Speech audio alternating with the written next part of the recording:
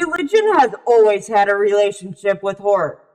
In most religions, there are horrifying tales of monsters and torturous realms that await us if we dare to step out of line or worship the wrong deity. For many years, authors and artists have tried to explore and challenge these beliefs, yet were met with hostility and criticism for doing so, having their works destroyed and they themselves labeled as heretics and blasphemers. It wasn't until the explosion of the Renaissance era that the world was ready for the idea, even if there are still some things, like depicting the Prophet Muhammad, which is still met with real violence in today's world. So of course, Hollywood has its own approach.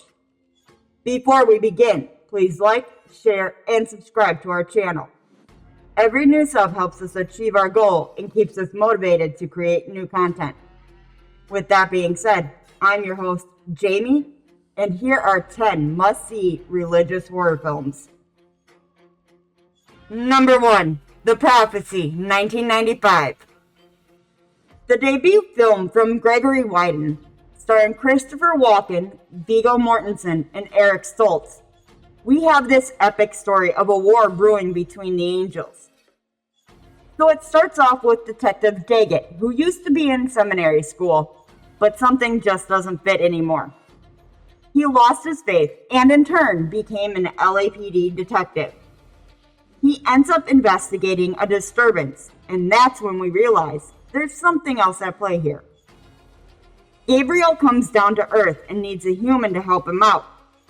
The first guy, Jerry, isn't too happy about this, but they end up meeting with a little girl named Mary.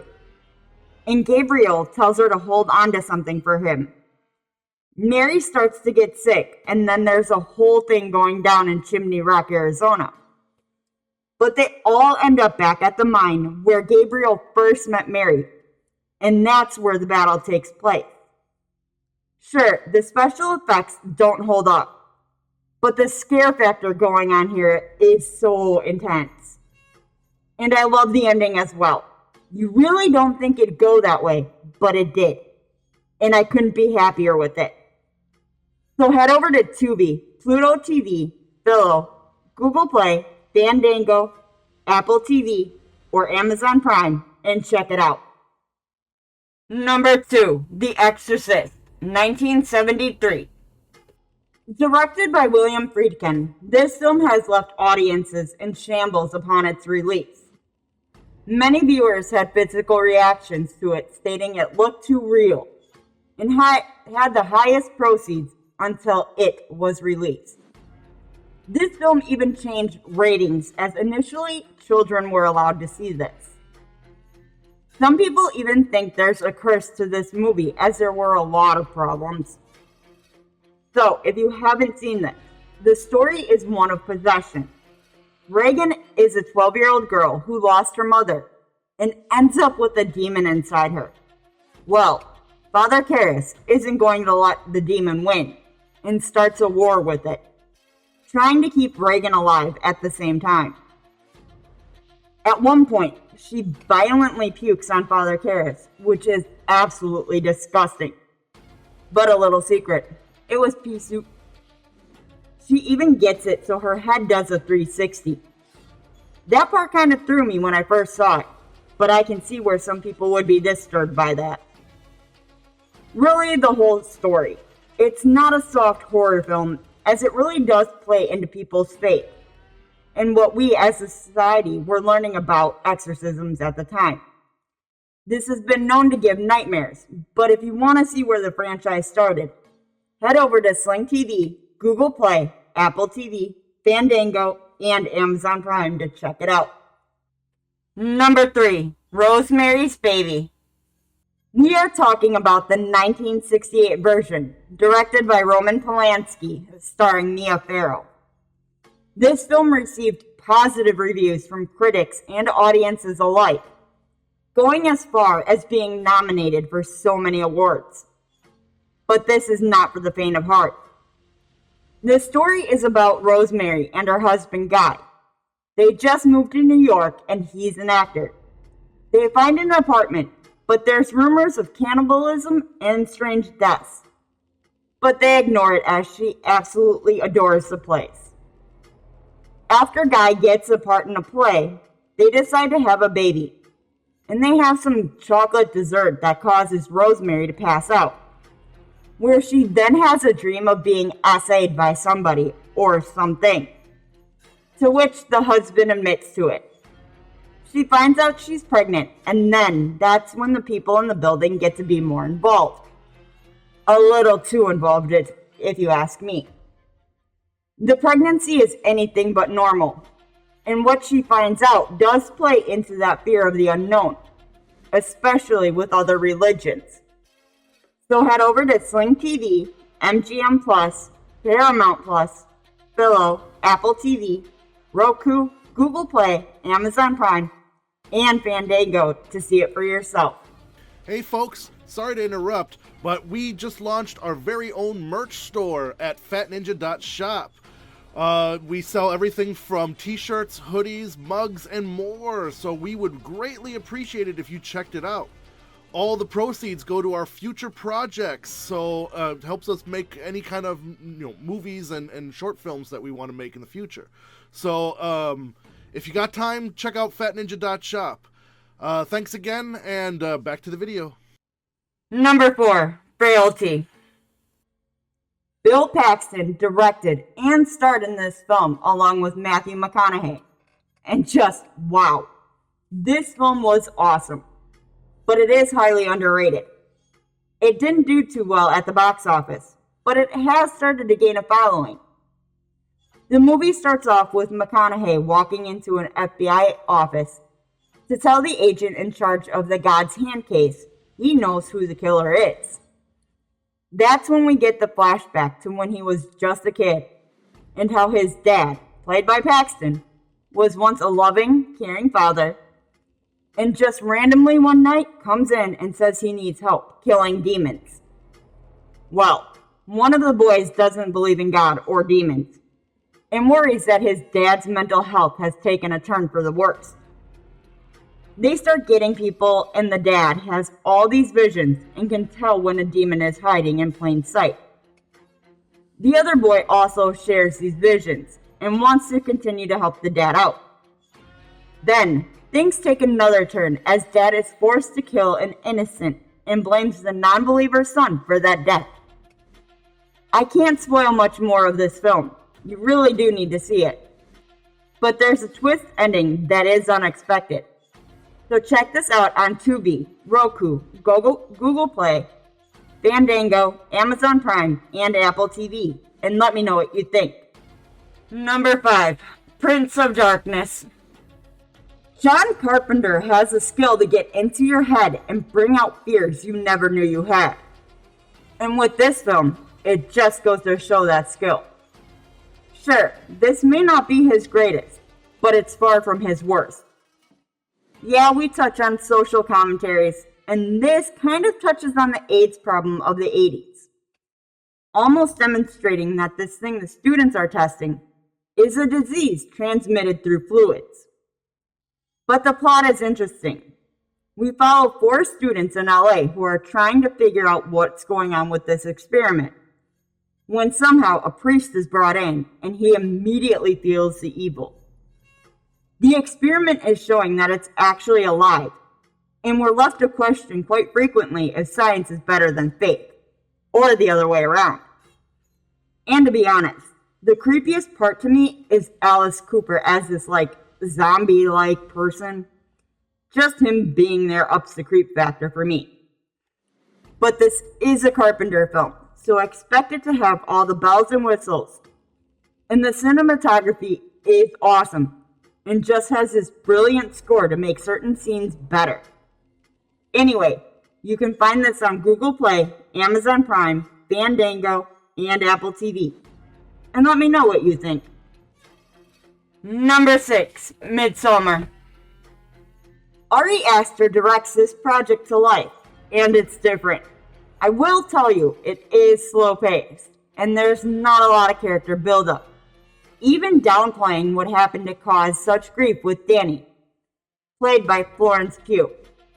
Well, This film follows Danny, her boyfriend who wants to break up with her, and some more friends of his. After the tragedy Danny faces, the guys invite her to come to Sweden with them to experience a Midsummer festival. At first, it's like everybody is just high and everything is beautiful and nothing bad is going to happen. Yeah. Shortly after arriving, we see two elders jump off a cliff. One dies, one doesn't right away, so the community then kills them. These people are given some pretty intense drugs, and hallucinations happen for Danny as she's really on a bad trip. It really shows just how culty some communities can be, and how some things just never should be done. It has some of the greatest cinematography I've ever seen. The gore factor is right up there, but the scares start happening when you're least expecting it. So go see it for yourself over on Sling TV, Max, Hulu, Amazon Prime, Fandango, Apple TV, and Google Play. Number 7, Red State. Kevin Smith is more known for his comedy and his portrayal of Silent Bob, but we get to see a different side to him as he directed this 2011 horror thriller. I'm gonna say, this film is really exceptional. So first, we have 3 teenage boys who are driving to meet up with a woman for a little extra fun. But while on their way, they sideswipe the sheriff's car while he's having sex with another man. He then tells others to keep a lookout for this particular vehicle. Well, the boys meet up with Sarah, the woman they were supposed to meet up with earlier, and she offers beer. Unbeknownst to them, it's also a drug. So they pass out and wake up in a church. This church is not your typical one in the sense of these people are just insane. The pastor goes on his hateful speech. Sarah starts showing her true colors. And eventually the ATF shows up. So I'm not going to spoil this ending, but I would have much rather had the original ending with the rapture actually happening. I think it would have fit the vibe a little more. But still, you gotta check it out. You can find it on Tubi, Roku, Philo, Google Play, Apple TV, Amazon Prime, and Fandango. Number 8, The Witch. Robert Eggers takes us back to the 1630s with this highly successful folk horror film. We follow Thomasin, played by Anya Taylor-Joy, and her family of Puritans. You see the family get tossed aside from their settlement due to some religious argument, and the family sets up a farm near the forest. There were rumors of an evil entity there, but the family disregards it. One day, Thomasin is playing with her infant brother when he is taken away rather abruptly. The family tries to find the missing son, but things on the farm are starting to turn for the family as well, and it just gets spooky. I'm sorry, but a goat dancing on its hind legs is just unnerving for me. Anyway, these goats are no longer producing milk, the family is turning on each other, and it becomes a race to survive. The film just ebbs on that creep factor as well as the abandonment from community. With a magnificent score, exceptional cinematography, and a great cast, you will love it. So, travel on over to Max, Hulu, Roku, Fandango, Google Play, Apple TV, and Amazon Prime to see it for yourself. Number 9, The Wicker Man. Inspired by David Pinner's novel Ritual, Robin Hardy directed this iconic film, which just made your skin crawl. In 1973, we are introduced to Sergeant Neil Howie, played by Christopher Lee, in probably his best performance. It starts off with him arriving to a small, remote island, investigating the death of a young woman by the name of Rowan. Nobody on this island claims to have known her, or that she even existed. So Howie starts to realize there's something off with these people. I mean, they're walking around with animal heads on, or shoving toads down kids' throats. but he doesn't comprehend what it is. Like, he's a devout Christian, and sure, that's the way for most. But these people are Celtic pagans, and what they're doing isn't normal. There are so many times where you're just sitting there going, what the fuck? And yeah, it's deserved. And I can't tell you this ending. It's just too good to not experience firsthand. So fly on over to Tubi, Roku, Google Play, Fandango, Amazon Prime, or Apple TV to catch this classic. Number 10, The Conjuring. James Wan directed this film in 2013, and trust me, it's creepy. It's based off of Ted and Lorraine Warren's so-called investigations, and the things they learned or found out just as uncanny. I'm not going to get into the debate about the Warrens. That's beside the point. This is a fictional story that had rumors of it being based off of real events. So the plot is, the parent family moves into this farmhouse, and their dog refuses to enter. Clocks are stopping at exactly 3:07 every morning. And during a game of hide and seek, the family discovers a door that leads to a cellar.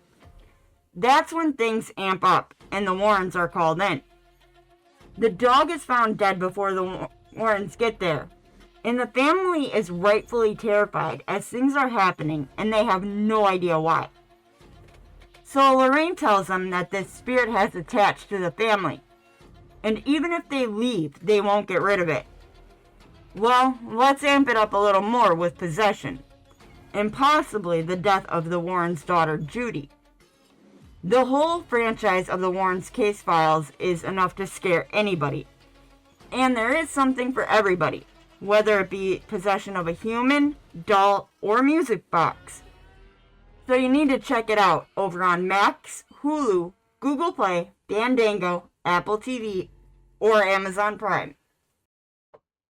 Thanks for checking out the video. Did we leave any films off the list? Let us know in the comments. If you enjoyed the video, please like, share, and subscribe. Don't forget to tap that bell icon to stay up to date with our latest releases.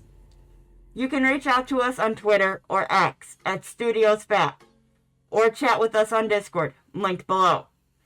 Make sure to check out our very own merch store located at fatninja.shop. All proceeds go towards our next film project, so we'd greatly appreciate it.